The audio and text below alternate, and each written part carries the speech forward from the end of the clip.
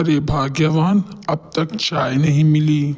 अरे वो कल मुही पता नहीं कहाँ मर गई। जब से इस घर में आई ना, सिर्फ मनुष्यत ही चाहिए मेरे घर पर। क्या सोचकर मैंने अपने बेटे की शादी की थी कि मुझे दहेज में क्या क्या मिलेगा, और मेरा बेटा ले आया एक गरीब को।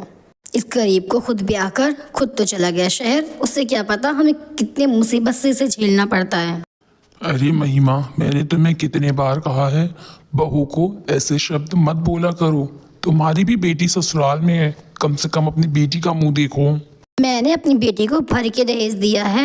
अरे उसके ससुराल वालों का मुंह नहीं है कि वो हमें कुछ कह सकें। तुमको तो समझाना ही बेकार है। तुम मेरी चाय ला कर दो। अरे ओ कल मुही, जी माँ जी, आपने मुझे बुलाया? ये जी माँ जी क्या है? अब तक सुबह की चाय नहीं मिली है। वो माँ जी, मेरे सर में दर्द था, इसलिए आज मुझे उठने में थोड़ी देर हो गई। तेरे बाप ने इतना दहेज भर कर नहीं दिया है कि हम तेरे नाज नखरे उठाएंगे। चाहे तेरे सर में दर्द हो, चाहे तेरे गले में दर्द हो, मुझे उससे कोई फर्क नहीं पड़ता। जा और घर के सारे काम कर।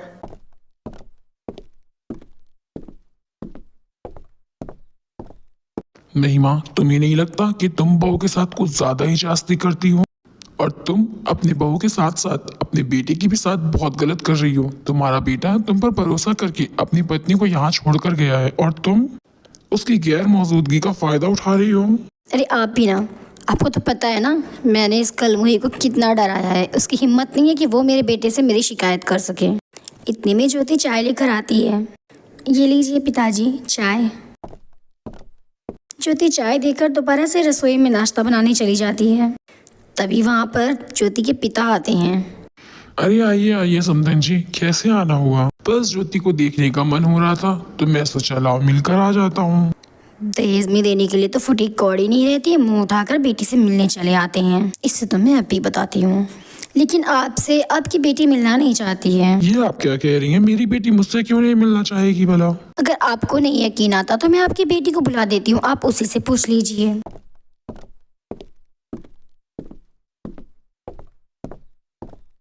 इधर सुन, हॉल में तेरे पिता आकर बैठे हैं और तू खुद जा और उन्हें इस घर से भगा। ये आप क्या कह रही है माँ जी? मैं अपने ही पिता को कैसे भगा सकती हूँ? जितना कहा है उतना कर, वरना तुझे तो पता है तेरे पिताजी कितने गरीब हैं। उनके साथ साथ तुझे भी इस घर से भगा दूंगी तो तू अपने पिता की जिंदगी में सिर्फ बोझ बनकर रह जाएगी। अब ज्योति मजबूर हो जाती है अपने पिताजी को अपने घर से भगाने पर। आप यहाँ पर क्या करने के लिए आए हैं? आपको समझ नहीं आता? अरे जब आपके पास दहेज में देने के लिए फुटी कौड़ी नहीं थी तो कौन सा मुंह लेकर आप मेरे ससुराल आ जाते हैं? आप जाइए और आज के बाद आप मेरे घर कभी मत आना। बेटी, मैं जानता हूँ कि तुम मजबूर हो अपने ससुराल वालों से।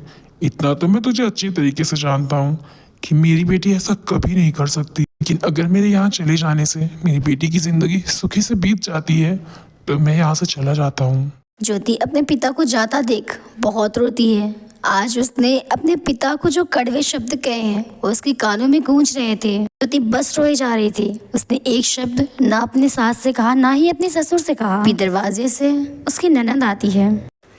अरे बेटी तू, बेटी ये तूने क्या हाल बना रखा है? तुझे कहीं चोट आ गई क्या?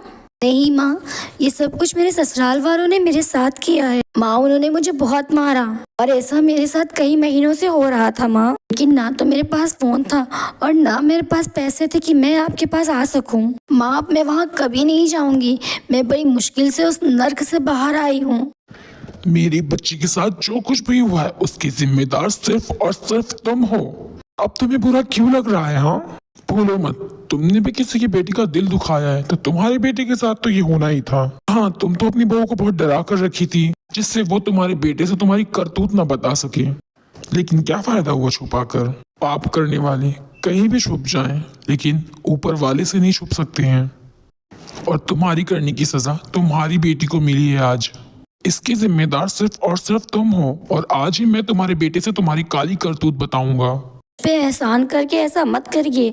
मैं अपनी ही नज़रों में गिर चुकी हूँ, अब मुझे मेरे बेटे की नज़रों में मत गिराइए। मैं अब ऐसा कभी नहीं करूँगी। महिमा अपनी बहू से माफ़ी मांगकर उसे गले लगा लेती है।